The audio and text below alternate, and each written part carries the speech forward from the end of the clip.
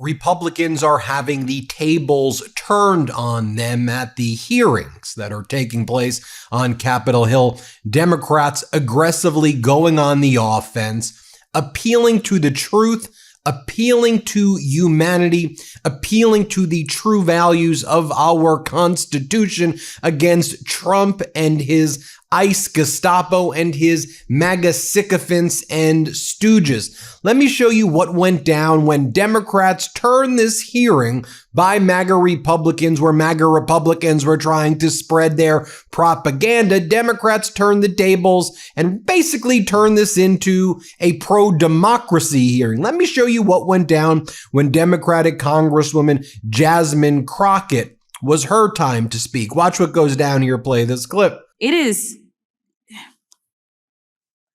so hard to sit here sometimes because I didn't come to Congress to write laws or to do things that are hurting people.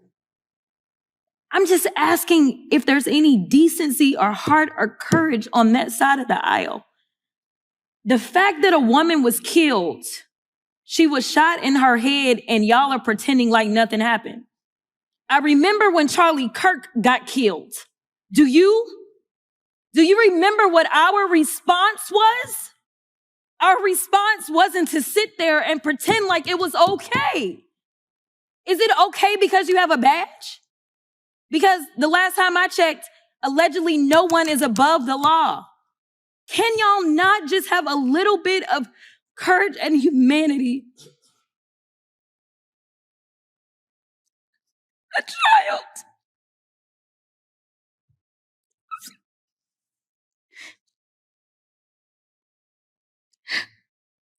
A child has lost her mom. And y'all want to pretend that it is okay. I am asking if there is anyone that will stand for the very people that elected us and sent us to Congress. You tell us things like, well, the immigrants are bad. And so we got to get all these bills because the immigrants are the ones that are causing the harm. They're bringing the crime. The mayor of Minneapolis told y'all to get the fuck out. Yet y'all are the ones, it is this administration that is bringing crime to their streets. That's what's happening. It's the third incident where somebody has dropped an F-bomb in this committee, including the video. I'm sorry. Including the video that we had to watch earlier. Are your princess ears okay? Is it profanity? The princess ears House of Representatives. The committee. You are about the fact that a woman. Are you The House of Representatives. The gentlelady. Are we offending your princess ears? Are they that soft? All members will Maybe some of the kids out there. Mr. Chairman, it is the gentlelady. You're killing them. Kids. Then you have Democratic Congress member Jared Moskowitz. Here's what he says about Kristi Noem as he holds up a photo of her as she plays cosplay, puts on her outfits while spewing the venomous, vile regime propaganda. Play this clip. This is the person. This is the person who, within minutes of the shooting, went on TV and called it domestic terrorism. What is she, hiding her face like her ICE agents now? She can't show her face either? By the way, is this what the $800 billion went to? Every day we see her after there's some new tragedy in Homeland, she's wearing a different outfit with a different hat. I mean, come on, guys, she looks ridiculous. She's not just an embarrassment to the country. She's an embarrassment to you and the president. Okay, she deserves to be removed from her job by the president, and if not impeached, not just for her complete failures in Homeland, but her destruction of FEMA. She's not even running the department. You guys know this. You guys know she's not running Homeland. Your governors and you all, when you need your FEMA money, you don't call Noem, you call Corey. You know she's not running the place. She's a complete and utter embarrassment. By the way, every Homeland Secretary has come in front of this committee once a Congress. I'd like to know the date she's coming. When is she coming? When is she coming? When is she coming? By the way, do you know Pam Bondi has not come in front of this committee? Do you know she's the only secretary to not appear in front of a committee yet? When is she coming? What's the date on the calendar that she's coming? You know what? Let's make it easy. I want to make a motion to subpoena Pam Bondi Second. to this committee. Third, fourth, fifth. How much are we going to... The gentleman is not recognized for that motion. However, the chair will advise as to the Attorney General coming for, as they do routinely. Mr. Chairman, thank you. But where is the Attorney General, the only secretary to not appear, okay, in front of a committee? The only one. We're into year 2 of this Congress, and we've not had the Attorney General in front of this committee. How much are we going to weaken Article 1 of the Constitution while you guys remain in power? I watch you twist yourself into pretzels trying to defend this, running away from previous statements, disagreeing with yourself, trying to defend the crap that's happening. More from Congressmember Moskowitz right here. Let's play it. I want to follow up on my colleague from Colorado who was following up on my question. You were in here for about 10 minutes, and I tried to subpoena Pam Bondi because she hasn't appeared in front of this committee. She's the only one in the cabinet who has not appeared in the House yet. And so I was told that's out of order. Before the break, you said that she'd be coming in January at a previous hearing, and now she's coming in February, which is fine. So I printed out the calendar of February, and I just figured, like, while we're here, we could just get it on our calendar. So February 11th. she's coming the 11th. That's my understanding. Perfect. Excellent. The 11th. Perfect. So, by the way, since you're on a roll, should I print out the other months so we can know when Noam is coming as well? Because the Homeland Security Secretary has always come at least once in front of Judiciary a term. So she's not going to come in February. I'll print March, April, May, June, July, August, September, October. And all you want. We'll work on getting the appropriate cabinet officials in front of the committee. We've had Director of the FBI. We will have the Attorney General in, 4 weeks.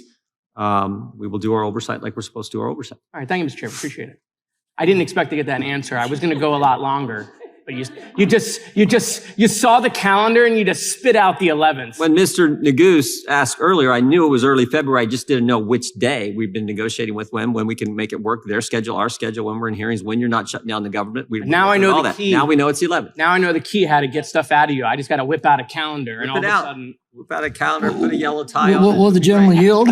Then we heard from Democratic Congresswoman Ansari. She gave a powerful speech from the House floor, and she just said it very clearly. Kristi Noem and Stephen Miller rushed to smear a dead woman, a U.S. citizen, and call her a domestic terrorist. And Trump went on his social media platform to spread lies about her. What a despicable regime indeed. Play this clip. Mr. Speaker, I rise today with outrage and with grief. Yesterday, not even a full week into the new year, ICE murdered a U.S. citizen, Renee Nicole Good, after shooting her multiple times as she was seemingly attempting to drive away, blocking her from medical care and letting her die while a doctor stood by offering to help. The video of this tragedy is damning. I encourage every American to watch it and make their own judgment. A woman is dead, a child has been left without a parent, a community is shattered, and the American people are left once again demanding answers from an agency that has shown time and time again that it operates without accountability. What happened to Renee Good in Minneapolis demands a full, independent, and immediate investigation. I represent Arizona's 3rd Congressional District, a diverse and rich community of immigrants. For over a year now, ICE has been terrorizing my constituents. No agency is above the law, yet ICE is now the most well-funded law enforcement agency in the United States, receiving more funding than most militaries around the world, while operating with virtually no meaningful checks and balances.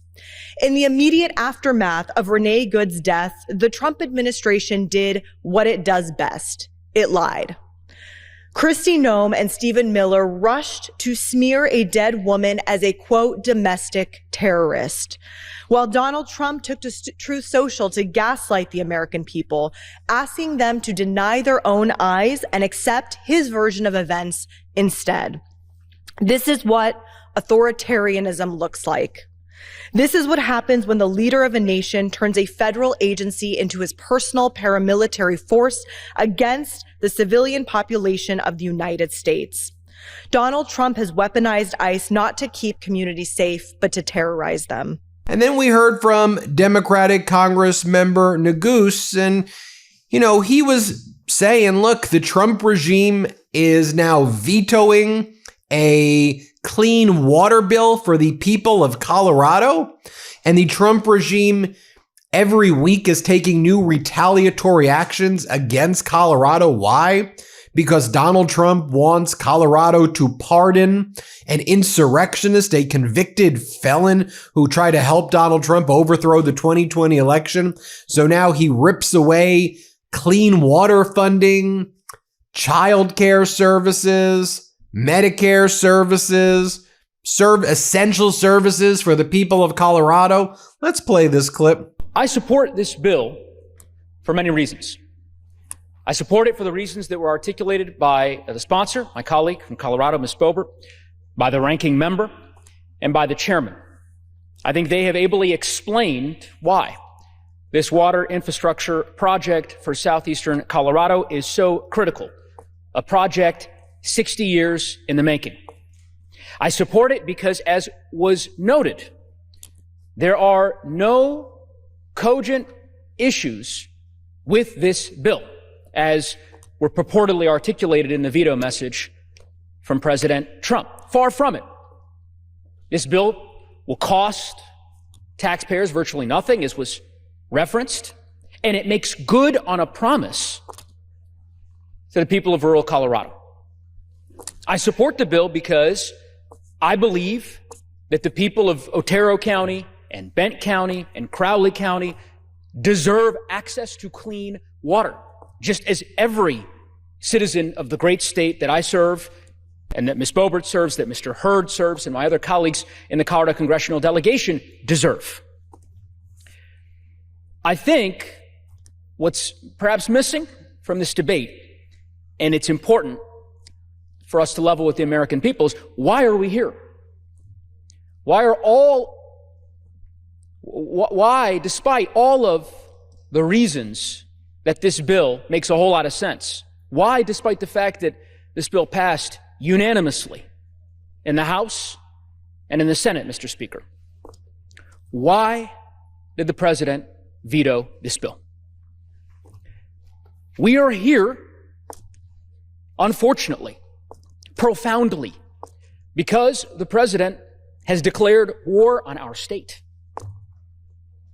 In the last 40 days, he has taken step after step to harm the people that I serve and that I represent. Denying disaster assistance for folks in Rio Blanco County, down south in La Plata County. Freezing childcare assistance, food assistance for hungry families across our state, trying to dismantle a scientific institution in my district. And now, denying access to clean water to 50,000 people in southeastern Colorado. It is unconscionable. And I firmly believe that the House and the Senate, and I'm speaking to my Democratic colleagues, to be clear, that it is important in this moment for members to support this override and ensure that this promise that was made to the people of southeastern Colorado is not impaired, it's not abrogated by the president's retaliation against the state of Colorado. We cannot let that become the new normal. Now I want to bring in Democratic Congress member from Illinois, Raja Krishnamoorthi. Congress member, it's great to see you. You know, we showed these clips at the beginning of Democrats fighting back. You know, Donald Trump seems to be starting 2026 ultra-fascism, authoritarianism, cover up the Epstein files, distract, talk about invading Greenland, invading the Western Hemisphere. But, look, Democrats have showed you these clips, are responding to the moment, I think, more forcefully than, in a good way. I mean, what do you make of what's going on right now on the Hill? Well, 100%. I think that Democrats are doing two things. One, obviously calling out these abuses of power. And certainly what's happened with Venezuela is absolutely outrageous. It is a violation of the War Powers Act. I've actually introduced legislation today with Joaquin Castro to block taxpayer funding of any occupation or running of Venezuela. The second issue, however, is that we also link it back to what's happening at home or what's not happening at home, which is addressing the everyday concerns of working families. I mean, you don't have to look further than the ACA and the tax credits, which expired at year end. And the fact that, basically health insurance premiums are skyrocketing. Prices are out of control already for so many other staples, whether it's childcare, healthcare, or education. But I think that Donald Trump not addressing what Americans want him to address, which is the affordability of living in the United States, and instead engaging in these reckless military adventures abroad, really presents a stark choice for the American people as to what type of governance they want. Donald Trump's governance or ours? Right. You just think about the past 48 hours. I mean, seeing the hundreds of billions of dollars spent on ICE, Gestapo, terrorizing communities like the ones you represent in Illinois, what we saw happen in Minneapolis, and frankly, in most states across the country. Donald Trump saying $1.5 trillion is what he wants the military budget to be, up from $900 billion, then up from $1 trillion. And it seems that just every social media post, the number gets higher and higher by him. Then you have him saying Greenland, he wants to give an option, either the people of Greenland take a $10,000 or $100,000 buyout, like a shareholder in a hostile stock takeover that I guess taxpayers will fund, or else the military option is on the table. And then Venezuela, $100 billion, it could be maybe even more, to subsidize oil companies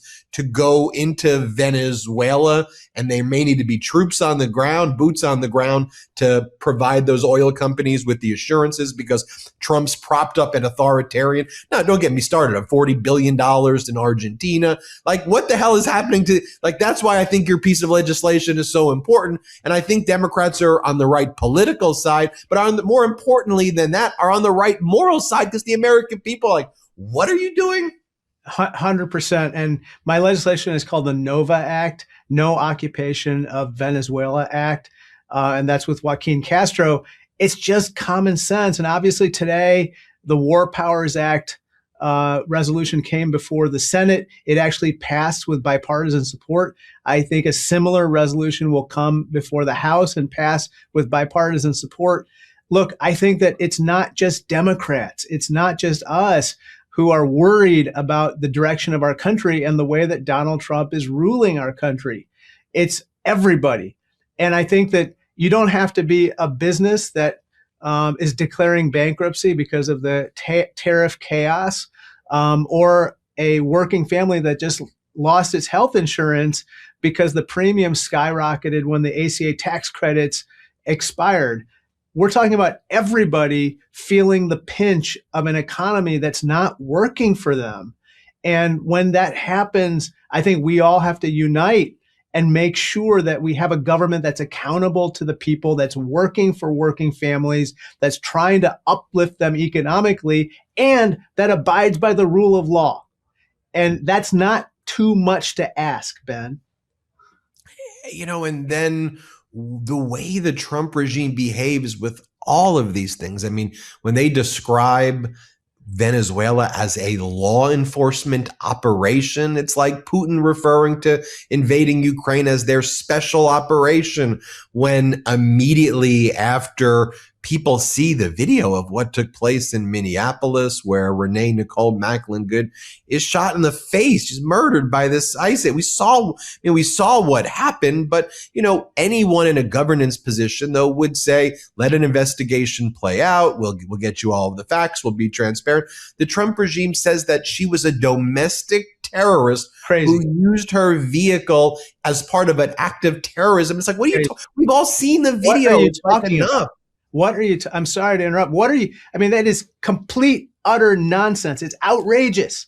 And I'm sorry to be emotional about it, but every time I see that video, it makes me so upset, because here is this woman who probably was very scared and wanted to get out of that situation.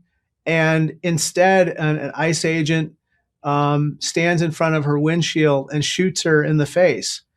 And last night, I joined with Ayanna Pressley, who's on the Oversight Committee with me, in her motion for subpoenaing all documents, videos, footage of that particular shooting, because in part, we don't trust the Trump administration to properly investigate it, Ben. And, I think that when there's no accountability, bad things happen, and bad things are happening now. And what happened yesterday in Minneapolis was just outrageous, appalling, disgraceful, and un-American. Look, Democrats seem united right now. Coming back and largely united. What are you seeing on the Republican side of things that may not be obvious to an outside observer? Are you seeing things from your vantage point that you think is unique and perhaps different than, let's say, even what was happening in 2025 towards the end? I think that more Republicans, at least privately, express grave concerns about, how Donald Trump is running this country. And it materializes into their voting patterns, right? You see this with the Epstein files. You see this with the ACA tax credits, where at least 8 Republicans actually yesterday voted with Democrats with regard to a motion to extend the ACA tax credits by 3 years. And now you're seeing it with Venezuela. Are they publicly saying what they say privately? No, not for the most part. Some are, but most are not. But I think the longer that we go on, I think that people will start expressing their concerns more publicly and voting accordingly. And we Democrats have to take advantage of that, because at the end of the day, we have to make sure that our government, again, is accountable to the people, and that Donald Trump is not allowed to kind of recklessly run this country the way he is right now. Congressman Krishnamoorthi, we appreciate you joining us always. Come back, and appreciate everything you're doing there. Ben, thank you so much. It's an honor. Everybody hit subscribe. Let's get to 6 million subscribers. Want to stay plugged in? Become a subscriber to our Substack at MeidasPlus.com. You'll get daily recaps from Ron Filipkowski, ad-free episodes of our podcast, and more exclusive content only available at MeidasPlus.com.